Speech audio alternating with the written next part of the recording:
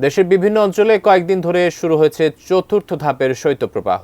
প্রথম দিকে 2 জেলায় থাকলেও পরবর্তীতে শৈত্যপ্রবাহ ছড়িয়েছে আরও কয়েকটি জেলায়। এমন তীব্র শীতের মধ্যে এবার বৃষ্টির শঙ্কা জানিয়েছে আবহাওয়া অধিদপ্তর। বিস্তারিত জানাচ্ছেন শেখ ফরিদ। দেশের 8 জেলার উপর দিয়ে বয়ে যাচ্ছে শৈত্যপ্রবাহ। এমন পরিস্থিতিতে বৃষ্টির শঙ্কা জানিয়েছে আবহাওয়া অধিদপ্তর। 26 জানুয়ারি আবহাওয়ার পূর্বাভাসে এমন তথ্য জানানো হয়। এতে বলা হয়, উপমহাদেশীয় উচ্চচাপ বলয়ের বর্ধিতাংশ বিহার ও তৎসংলগ্ন এলাকায় অবস্থান করছে। মৌসুমের স্বাভাবিক লঘুচাপ দক্ষিণ বঙ্গোপসাগরে অবস্থান করছে। এর বর্ধিতাংশ উত্তর পূর্ব বঙ্গোপসাগর পর্যন্ত বিস্তৃত রয়েছে। এতে আরও বলা হয়েছে, রাজশাহী, চুয়াডাঙ্গা, পাবনা, নওগাঁ, সিরাজগঞ্জ, দিনাজপুর, পঞ্চগড় ও মৌলভীবাজার জেলার উপর দিয়ে মৃদু শৈত্যপ্রবাহ বয়ে যাচ্ছে এবং তা অব্যাহত থাকতে পারে। মাঠের অলরাউন্ডার আমি, আর ঘরের allrounder Tylox. Tylox toilet cleaner, clean মানেই টাইলক্স।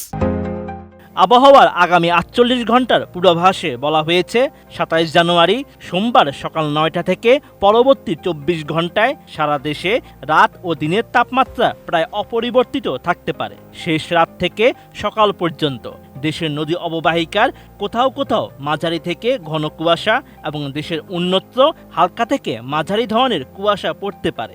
এই দিনও শৈত্যপ্রবাহ থাকতে পারে, তবে এর আওতা কমে আসবে। 26 জানুয়ারি যেসব জেলায় শৈত্যপ্রবাহ ছিল, সোমবার সেসব জেলায় নাও হতে পারে।